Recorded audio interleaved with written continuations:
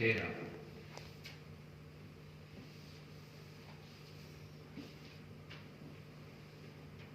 آیت نمبر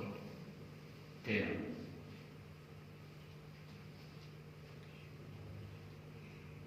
اعوذ باللہ من الشیطان الرجیم بسم اللہ الرحمن الرحیم قال انی ليحزنني أن تذهبوا به وأخاف أن يأكله الذئب وأنتم عنه غافلون قالوا لئن أكله الذئب ونحن عصبة إنا إذا لخاسرون فلما ذهبوا به وأجمعوا أن يجعلوه في غيابة الجب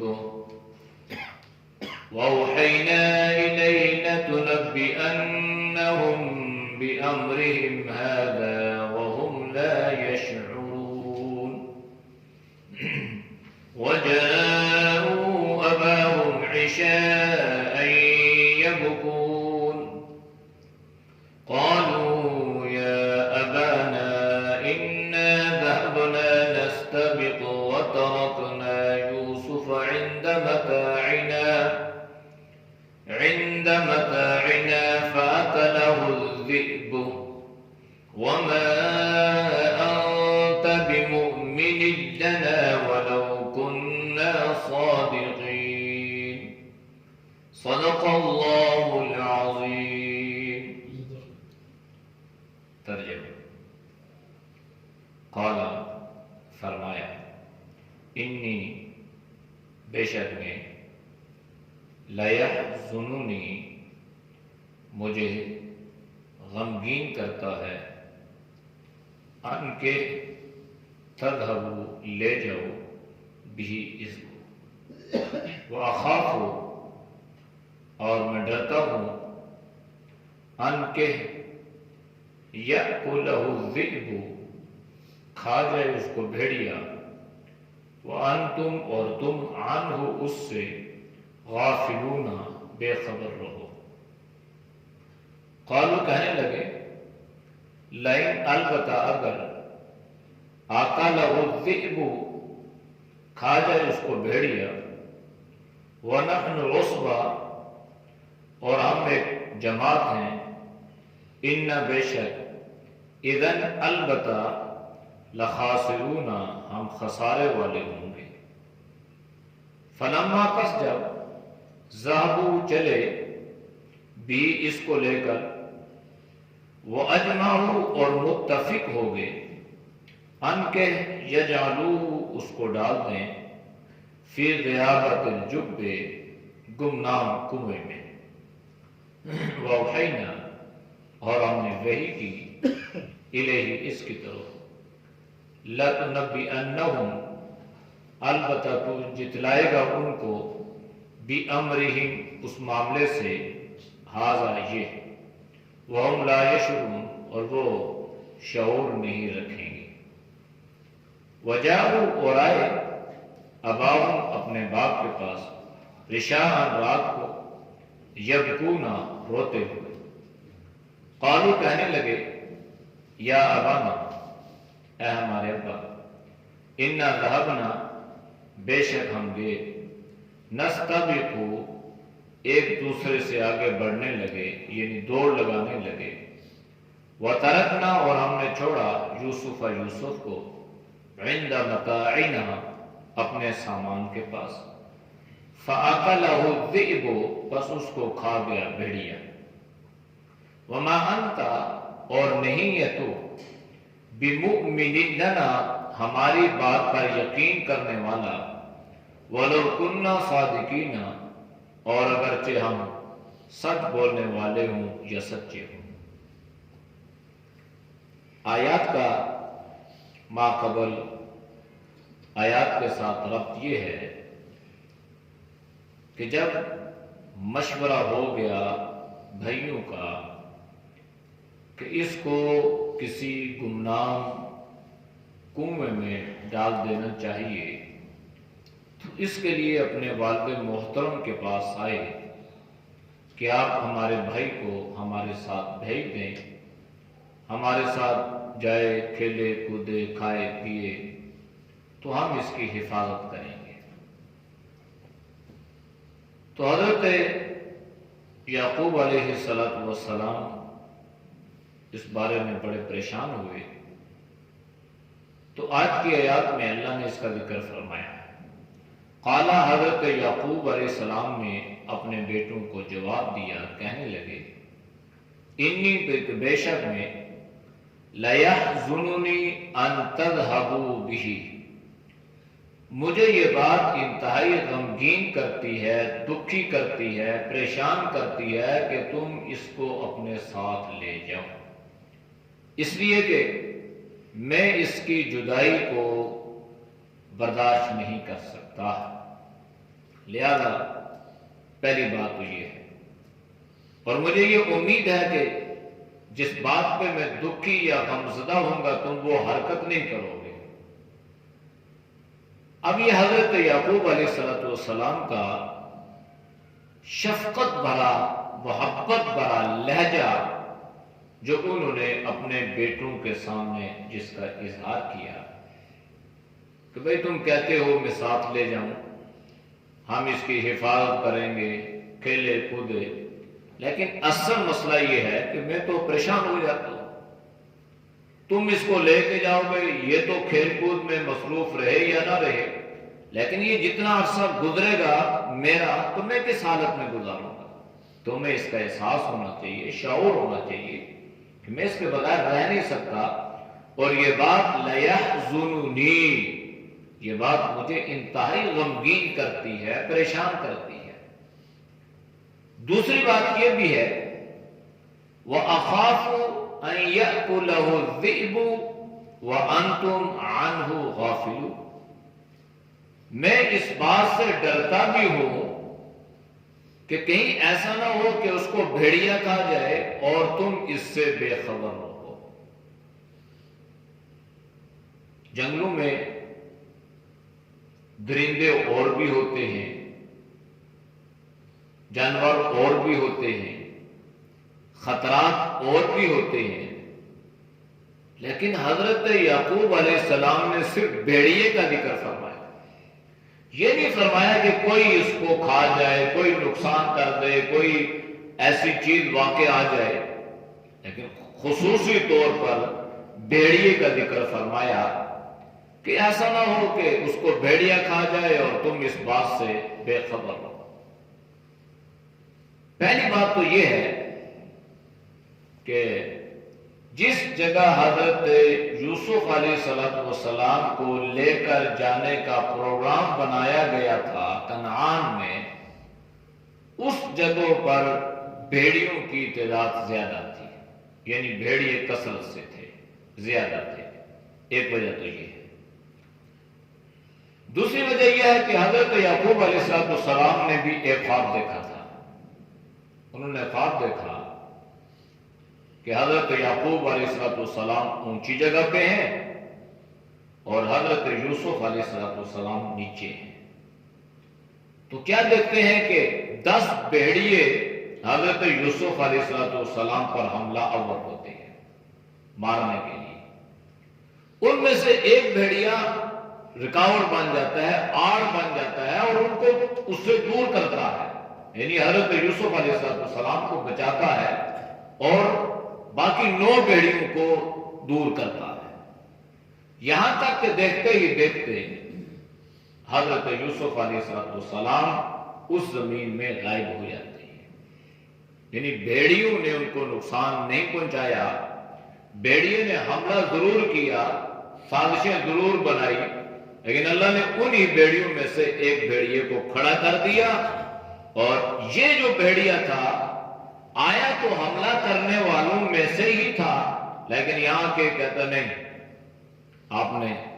اس پہ حملہ نہیں کرنا، اس کو ابھی ان کو دور کر رہے ہیں، ایک کو بچا رہا ہے، دوسرے کو کر رہا ہے، تیسرے کو کر رہا ہے، یہاں تک کہ اسی بحث و مباحثہ میں حضرت یوسف علیہ السلام زمین کے سینے میں غائب ہو جاتے ہیں۔ جناب یعقوب علیہ السلام کو اس بات کا خطرہ تھا کہ یہ 10 بیڑیے، یہ 10 بھائی نہ ہو۔ ایک تو خواب دیکھی، اور دوسرا حضرت یعقوب علیہ السلام کے ساتھ یہ معاملہ پیش آ گیا، اور نبوت کا جو خواب ہوتا ہے یہ وحی کا ایک حصہ ہوتا ہے، تو اس لیے حضرت یعقوب علیہ السلام نے بھیڑیے کا ذکر فرمایا کہ ان یأکلہ الذئب وانتم عنہ غافلون۔ اب یہ محبت تھی، یہ نہیں کہہ سکتے تھے کہ بھائی تم اس کو نقصان پہنچا کے بھیڑیے کے ذمہ نہ لگا دو۔ لہذا حضرت یعقوب علیہ السلام نے پیغمبرانہ محبت کو سامنے رکھا اور بیٹوں کی اس حرکت کو ظاہر نہیں کیا کہ ایسا نہ ہو کہ یہ مزید حسد کرنے پہ آ جائیں، تو اس لیے حضرت یعقوب علیہ السلام نے تعبیر اپنے ذہن میں لے لی تھی کہ یہ 10 بھیڑیے اس کے 10 بھائی ہیں، اور کہیں نہ کہیں یہ اس پر لازمی کوئی چال چلیں گے، منصوبہ بنائیں گے، سازش کریں گے، لیکن اللہ حضرت یوسف کی مدد فرمائے گا اور یہ بھیڑیوں کی سازشیں اللہ ناکام فرما دے گا۔ تو اس لیے ذکر فرمایا کہ ان یأکلہ الذئب وانتم عنہ غافلون، کہ اسے بھیڑیا کھا جائے اور تم اس سے غافل ہو۔ جب حضرت یعقوب علیہ السلام نے یہ بات بیان فرمائی نا، تو بھائیوں نے کیا کہا؟ قالوا، کہنے لگے، لئن اکلہ الذئب ونحن عصبہ انا اذا لخاسرون، کہ آپ کیسی باتیں کرتے ہیں؟ ہماری موجودگی میں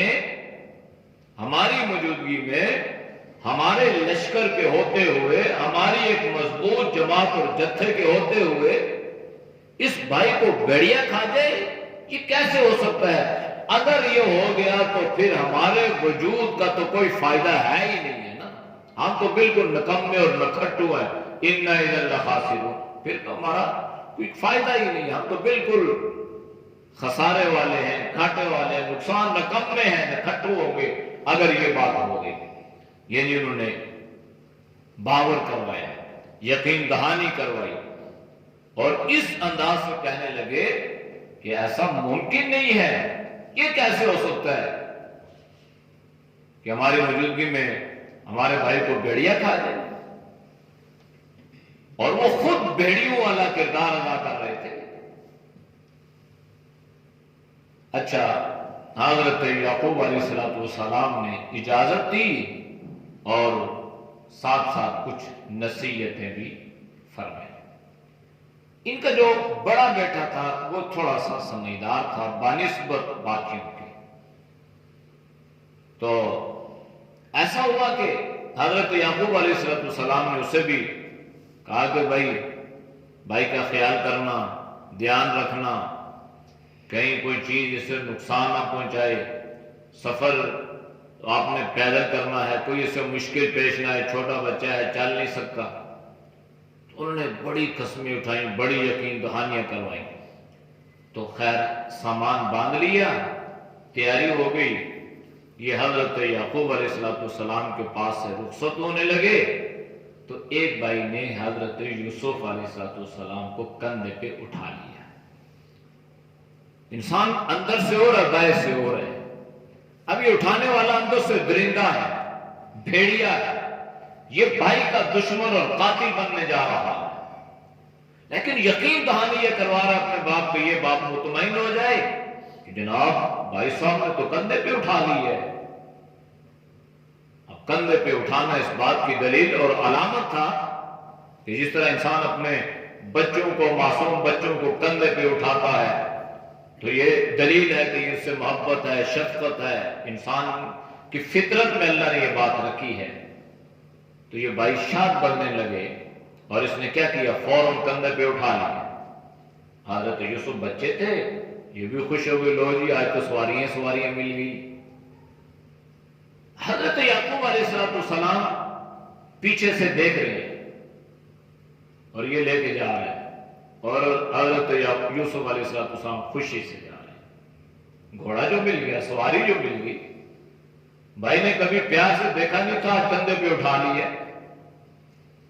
خدشات اور تحفظات حضرت یعقوب علیہ السلام کے اپنی جگہ پہ تھے۔ اچھا، تھوڑی دور چل کے آگے گئے، اب دوسرے بھائی نے اٹھا لیا، مطمئن کرنے کے لیے کہ ہمارا باپ جو ہے یہ ہمیں دیکھ رہا ہے، تو لہذا دوسرے نے اٹھا لیا۔ اب تھوڑی دیر اور چلے، تھوڑی اور دور گئے تو ایک تیسرے نے اٹھا لیا، پھر چوتھے نے اٹھا لیا، یہاں تک کہ جب آنکھوں سے اوجھل ہو گئے نا، تو جس نے اٹھایا ہوا تھا اس نے حضرت یوسف علیہ السلام کو زور سے نیچے پٹک دیا۔ یکدم پتا چلا کہ بھائی اب نظر نہیں ہے، دیکھنے والا کوئی دیکھ نہیں رہا، اور ہم ان کی نظروں سے اوجھل ہو چکے ہیں۔ اب یہی کندھوں پہ اٹھانے والے حضرت یوسف کو، اب وہ آگے آگے جا رہے ہیں، حضرت یوسف پیچھے پیچھے، بچہ 7 سال کا، اور وہ تو ماشاءاللہ سارے جوان صحت مند۔ تو یہ ہے بھی آپس میں اس انداز سے بھی دیکھا جائے تو خالازاد، اور خالازاد بھائیوں میں تو ویسے بھی پیار ہوتا ہے، اور دوسرے باپ شریک بھائی بھی ہیں، بھی ڈبل رشتہ ہے۔ کوئی عورت، ان کی ماں کوئی دوسری نسل سے بھی نہیں تھی، دونوں بہنیں تھیں، اور شرعاً مسئلہ بھی یہ ہے کہ اگر ماں فوت ہو جائے اور اس کا کوئی بچہ ہو تو اگر اس کو کوئی خالہ ہو اس پہ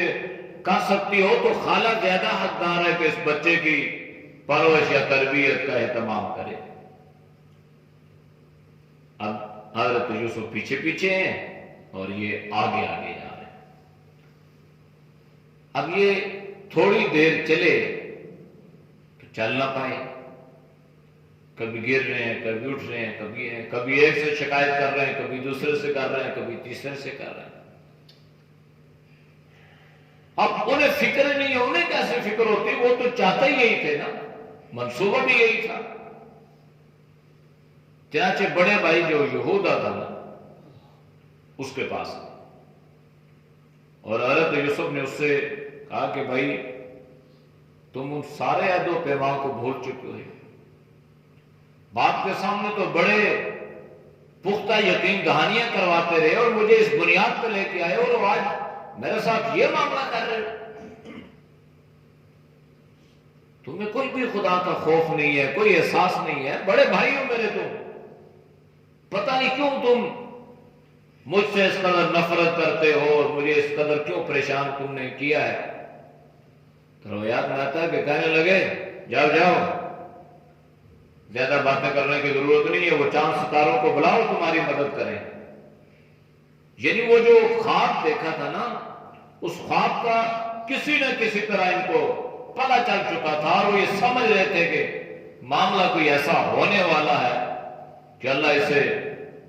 اتنی ترقی یا عروج عطا فرمائے گا۔ اور اس کے مقابلے میں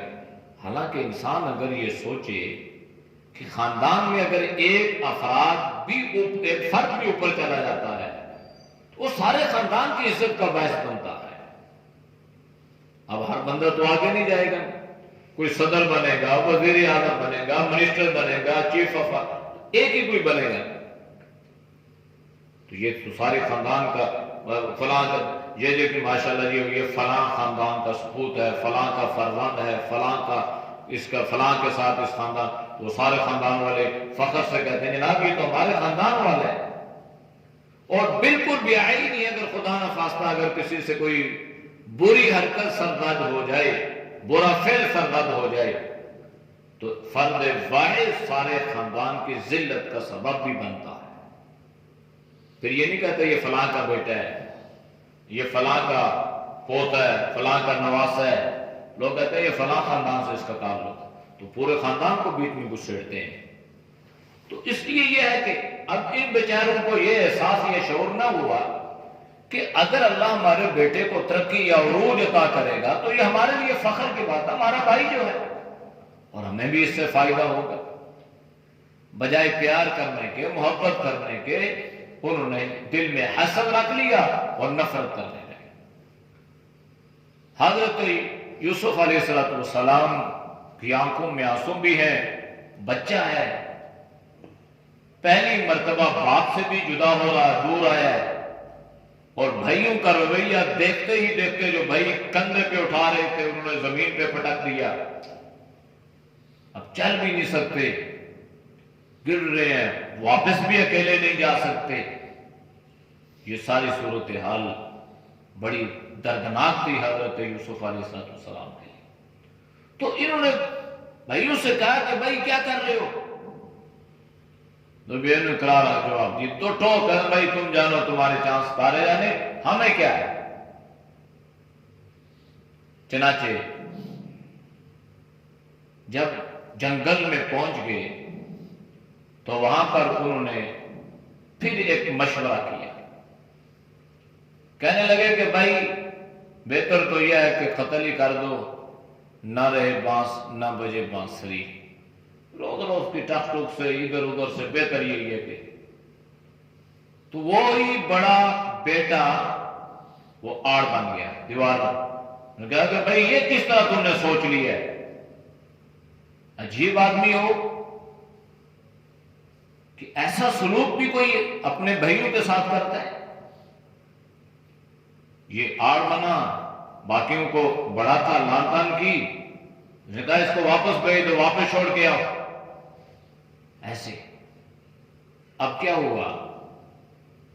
اب عجیب اتفاق یہ ہوا کہ یہ حضرت یوسف علیہ السلام کی حمایت کرنے والا تنہا رہ گیا اور ادھر 9 آدمیوں کا گروپ بن گیا، اور 9 بھائی ایک جگہ پر. کہنے لگے اچھا اب ہمیں سمجھ لگ گئی کہ تم بھی بیچ میں ساتھ ساتھ ملے ہوئے ہو،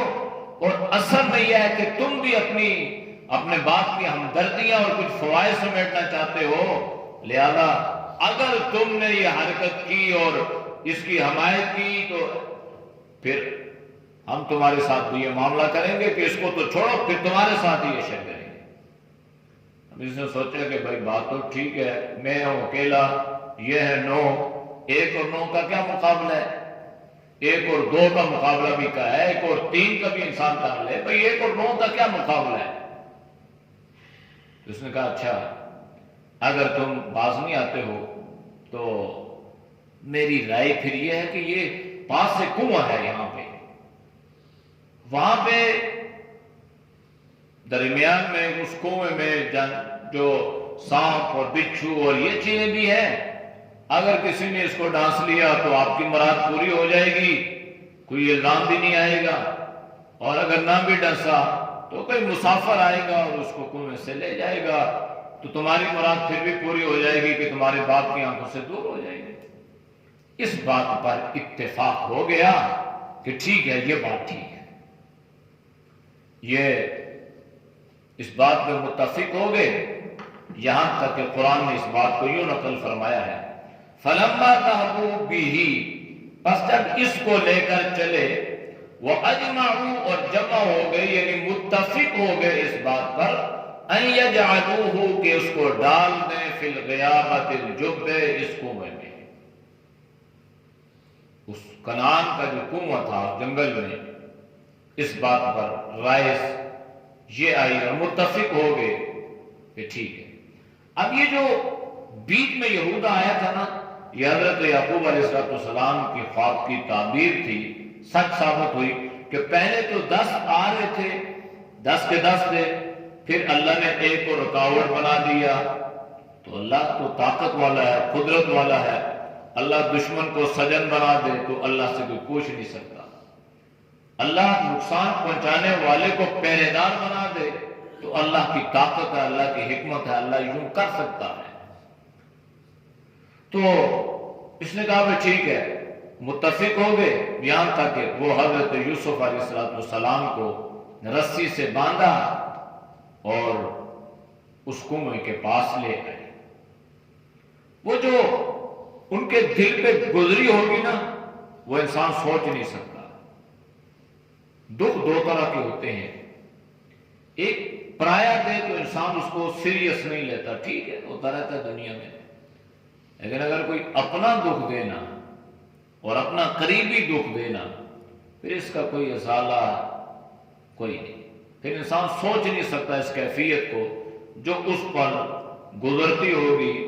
دوسرا آدمی اس کا ادراک بھی نہیں کر سکتا،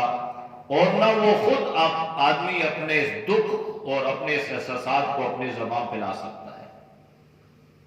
لیکن بہرحال جو حضرت یوسف علیہ السلام کے ساتھ جو گزری ہوگی کہ 10 بھائی ایک معصوم بچے کے ساتھ یہ رویہ، اور اس کو باندھ کے کنویں میں ڈالتے ہیں۔ حضرت یوسف علیہ السلام کو کنویں میں ڈالا، پھر اللہ تو اللہ ہے،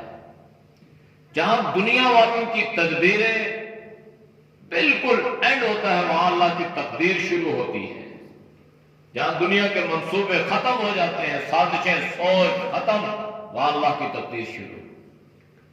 تو حضرت یوسف علیہ السلام کو کنویں میں ڈال رہے ہیں، تو اللہ نے کیا کیا؟ وَأَوْحَيْنَا إِلَيْهِ، ہم نے یوسف کی طرف وحی کر دی، وحی آ گئی، پیغام آ گیا اللہ کا۔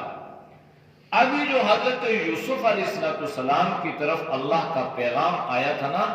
یہ وحی یہ نہیں ہے جو انبیاء علیہ السلام پر اترتی تھی، یہ القاء تھا، الہام تھا، اللہ کی طرف سے انہیں ایک یقین دہانی تھی، چاہے جبریل امین کے ذریعے سے کروائی گئی ہو یا غیب کی آواز کے ذریعے سے انہیں کروائی گئی ہو۔ یہ وحی تو اللہ نے حضرت موسیٰ علیہ السلام کی والدہ کی طرف بھی فرمائی تھی نا، وَأَوْحَيْنَا إِلَىٰ أُمِّ مُوسَىٰ، حالانکہ ام موسیٰ پیغمبرہ نہیں تھی، نبیہ نہیں تھی، اور حضرت یوسف پر جب یہ وحی آئی تو عمر 7 سال تھی، نبی نہیں تھے، نبوت تو سب کو 40 سال کے بعد ملتی ہے۔ تو یہ ایک تسلی اللہ کی طرف سے، تشفی تھی، اطمینان دلا دی اللہ نے کسی ذریعے سے، اور کیا کہا، کیا وحی آئی؟ لَتُنَبِّئَنَّهُمْ بِأَمْرِهِمْ هَذَا وَهُمْ لَا يَشْعُرُونَ، کیا آپ کو پریشان ہونے کی ضرورت نہیں ہے، دنیا کے منصوبے یہ ہیں کہ سازشیں یہ ہیں کہ ہم تمہیں قتل کر دیں، ہم تمہیں کنویں میں جو ہے وہ ڈبو دیں، اور میری تقدیر یہ ہے کہ میں اس کنویں سے تمہیں زندہ اٹھا لوں گا، زندہ بچا لوں گا، زندہ بچاؤں گا بھی نہیں۔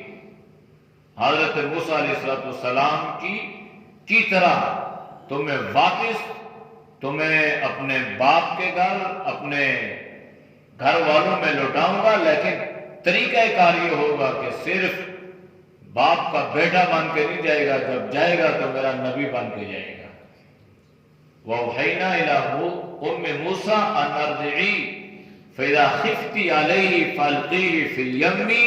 وَلَا تَخَافِي وَلَا تَحْزَنِي إِنَّا رَادُّوهُ إِلَيْكِ وَجَاعِلُوهُ مِنَ الْمُرْسَلِينَ، یہ بیٹا تیرا ہے، جس کو دریا کی موجوں کے حوالے کرتے، بند کرتے صندوق میں، پریشانی کی ضرورت نہیں ہے، اس کو میں تیری طرف لوٹاؤں گا، اور جب یہ تیرے پاس آئے گا نا، بچہ تیرا ہوگا، نبی میرا ہوگا، وَجَاعِلُوهُ مِنَ الْمُرْسَلِينَ، پھر پیغمبر بن کے تیرے پاس آئے گا، نبی بن کے آئے گا۔ تو یہاں بھی اللہ نے حضرت یوسف سے فرمایا آپ پریشان نہ ہو، لَتُنَبِّئَنَّهُمْ بِأَمْرٍ هَذَا، ایک وقت آئے گا کہ آپ ان کے سامنے اس معاملے کو ظاہر کریں گے، بتائیں گے کہ بھائی تو میرے بھائی بن کے تم نے میرے ساتھ یہ اشر کیا، اور مجھے اتنی اذیتیں دی، اور مجھے اتنا پیدل تم نے چلایا، یہ حسن و جمال کا پیکر جواب کی گود سے نیچے اترتا نہیں تھا، آج یہ ان سنگلاخ پہاڑوں پہ پیدل جا رہا ہے، اور پاؤں میں ٹھوکریں لگ رہی ہیں، اور 10 بھیڑیے اس کے ارد گرد جمع ہوئے ہیں، تو کیا گزری ہوگی؟ اللہ نے فرمایا یہ سارا معاملہ ایک وقت آئے گا، بتائے گا تو، لیکن صورتحال یہ ہوگی وَهُمْ لَا يَشْعُرُونَ، انہیں خبر نہیں ہوگی کہ یہ میرا ہمارا بھائی ہے، انہیں ادراک نہیں ہوگا۔ چنانچہ انہوں نے کیا کیا، اللہ نے حضرت یوسف کو تسلی دی، اور انہوں نے رسیوں سے حضرت یوسف کو نیچے کنویں میں پھینک دیا۔ اللہ کا نظام ہے یہ، انہوں نے حضرت یوسف علیہ السلام کو کنویں میں، تو اللہ نے ایک چٹان کو حکم دے دیا کہ بس ایک چٹان نکل آئی کنویں میں، اور وہ اس پانی سے اوپر تھی، تو حضرت یوسف علیہ السلام کو اللہ نے آرام سے اس کنویں میں بٹھا دیا 3 دن تک۔ مورخین نے لکھا ہے کہ حضرت یوسف علیہ السلام اس بیابان کنویں میں رہے، کنویں کا اندھیرا، رات کا اندھیرا، جنگل، خوفناک وحشی جانور، اور پھر نیچے سانپ اور بچھو، اور حضرت یوسف علیہ السلام کو نظر بھی آئے ہوں گے۔ اب اللہ کا نظام یہ ہے کہ یہ جو بڑا بھائی تھا نا، اس کے بارے میں لکھا ہے کہ یہ رات کو چھپ کر حضرت یوسف علیہ السلام کے پاس آتا اور یہ رسی ڈال کے حضرت یوسف علیہ السلام کو کھانے پینے کی چیزیں دے کے چلا جاتا۔ اللہ نے انتظام فرمایا۔ اب ہوا یوں کہ 3 دن حضرت یوسف علیہ السلام تو کنویں میں رہے۔ اب صورتحال تو یہ تھی کہ بھائیوں نے کنویں میں ڈال دیا، بھائی واپس آ گئے، تو اللہ نے اس کا ذکر فرمایا، وَجَاءُوا أَبَاهُمْ عِشَاءً يَبْكُونَ، اور آئے اپنے باپ کے پاس رات کو، شام کو، عشاء رات کو۔ عشاء کی نماز کو بھی کہتے ہیں، اور عشاء رات کے کھانے کو بھی کہتے ہیں۔ آپ نے اکثر سنا ہوگا امام ابو حنیفہ رحمہ اللہ کے بارے میں کہ امام صاحب رحمۃ اللہ علیہ نے عشاء کے وضو سے فجر کی نماز پڑھی، عشاء کے وضو سے فجر کی نماز، اور 40 سال تک۔ تو اس پر اعتراض کرنے والے یہ اعتراض کرتے ہیں کہ بھائی انسان کے اور تقاضے بھی ہیں اور معاملات بھی ہیں، تو یہ کیسے ممکن ہے؟ عشاء کی نماز پڑھی تو وہاں پر جو عشاء ہے نا، وہاں سے مراد رات ہے، رات کی نماز نہیں ہے۔ یعنی جو عشاء کی نماز ہم نے پڑھ لی نا، یہ مراد نہیں ہے۔ عشاء سے مراد رات کا، حضرت امام ابو حنیفہ رحمۃ اللہ علیہ نے رات کا کھانا کھایا، اپنے معاملات پہ زندگی، ضروریات پہ زندگی یا جو بھی معاملات ہیں، اس کے بعد وضو فرمایا، غسل فرمایا، اور آپ نے کیا کر دیا، کتابیں لی اور آپ نے اس پہ تحقیقات شروع کر دی، اور یہاں تک کہ تہجد کا وقت ہو گیا، آپ نے تہجد کی نماز پڑھی، پھر آپ تھوڑی سی دیر کے لیے لیٹے، سوئے نہیں، صرف لیٹے، اور آپ نے اسی وضو سے فجر کی نماز پڑھی۔ اور یہ معمول تھا آپ کا، اور تقریباً 40 سال۔ تو عشاء نماز کا بھی نام ہے، اور عشاء رات کے کھانے کو بھی عشاء کہتے ہیں۔ تو یہ رات کو آئے اور صورتحال یبکون، روتے ہوئے، مصنوعی رونا جو ہوتا ہے نا، بہروپیہ، انہوں نے یہ اب جو ہے وہ کر لیا، اور روتے ہوئے تو کیا کہنے لگے قالوا یا ابانا، کہنے لگے ہیں ہمارے ابا، انا ذهبنا نستبق، کہتے ہیں جناب ہم نے دوڑ لگائی، ہم ایک دوسرے سے بڑھنے لگے، ہم نے دوڑیں لگائی وہاں پہ۔ وَتَرَكْنَا يُوسُفَ عِنْدَ مَتَاعِنَا، اور یوسف کو ہم نے یہ کہا کہ بھائی تم دوڑ نہیں سکتے ہو، تم ہمارے سامان کے پاس بیٹھ جاؤ۔ چنانچہ یوسف کو ہم نے سامان کے پاس بٹھا دیا، اور ہم نے دوڑنا شروع کر دیا، ایک دوسرے سے آگے بڑھنے کی کوشش کی۔ تو یہ چکر میں تو کیا ہوا، فَأَكَلَهُ الذِّئْبُ، بس اس کو بھیڑیا کھا گیا۔ تو حضرت یعقوب علیہ السلام نے تو پہلے فرما دیا تھا بھیڑیا نہ کھا جائے، یعنی تم جو بھیڑیے اس کے ساتھ چمٹے ہو نا، تم کوئی اس کے خلاف کوئی ایسا منصوبہ نہ بناؤ اور اس کو کوئی ایسے قتل کرنے کی تدبیر نہ کرنا۔ تو بھائیوں نے کہا کہ اچھا اس کو بھیڑیا کھا گئے، اور ساتھ عجیب جملہ کہا، بھائی کہنے لگے، یعنی حضرت یعقوب علیہ السلام کے بیٹوں نے کہا، وَمَا أَنْتَ بِمُؤْمِنٍ لَنَا وَلَوْ كُنَّا صَادِقِينَ، کہنے لگے ہمیں تو پتہ ہے کہ آپ ہماری بات پر یقین نہیں کریں گے اگرچہ ہم سچے ہی کیوں نہ ہو۔ بھائی یقین کیوں نہیں کریں گے؟ اس لیے کہ آپ کے حالات اور واقعات سے یہ بات ظاہر ہو رہی ہے کہ آپ جھوٹ بول رہے ہو، آپ سچے نہیں ہو۔ اب یقین کروانے کے کہتے ہیں آپ کو تو یقین نہیں کرو۔ تو یہ بندہ وہ کہتا ہے جس انسان پہ کوئی آدمی یقین نہ کرتا ہو، تو انہیں خبر لگ گئی کہ ہمارے معاملات کا ہمارے باپ کو یقین نہیں ہوگا، لہذا خود ہی یہ بات کہنے لگے وَمَا أَنْتَ بِمُؤْمِنٍ لَنَا وَلَوْ كُنَّا صَادِقِينَ، آپ ہماری بات پر یقین نہیں کرو گے اگرچہ ہم سچ بولنے والے ہی کیوں نہ ہو۔ باقی ذکر انشاءاللہ۔ اعوذ باللہ من الشیطان الرجیم، بسم اللہ الرحمن الرحیم۔ قال انی لیحزننی ان تذهبوا به واخاف ان یأکلہ الذئب وأنتم عنه غافلون۔ قالوا لئن أكله الذئب ونحن عصبة إنا إذا لخاسرون۔ فلما ذهبوا به وأجمعوا أن يجعلوه في غيابة الجب وأوحينا إليه لتنبئنهم بأمرهم هذا وهم لا يشعرون۔ وجاءوا أباهم عشاء يبكون، قالوا يا أبانا إنا ذهبنا نستبق وتركنا يوسف عند متاعنا فأكله الذئب وما أنت بمؤمن لنا ولو كنا صادقين۔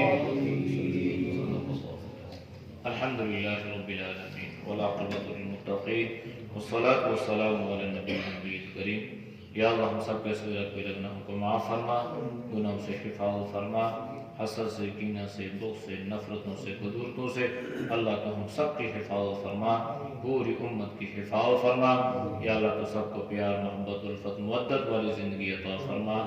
یا اللہ بیماروں کو اپنے فضل سے، اپنے کرم سے صحت کاملہ عاجلہ نصیب فرما۔ جو پریشان حال ہے اللہ ان کی پریشانیوں کو دور فرما۔ وصلی اللہ تعالی علی نبی الامی وعلی آلہ وصحبہ اجمعین برحمتک یا ارحم۔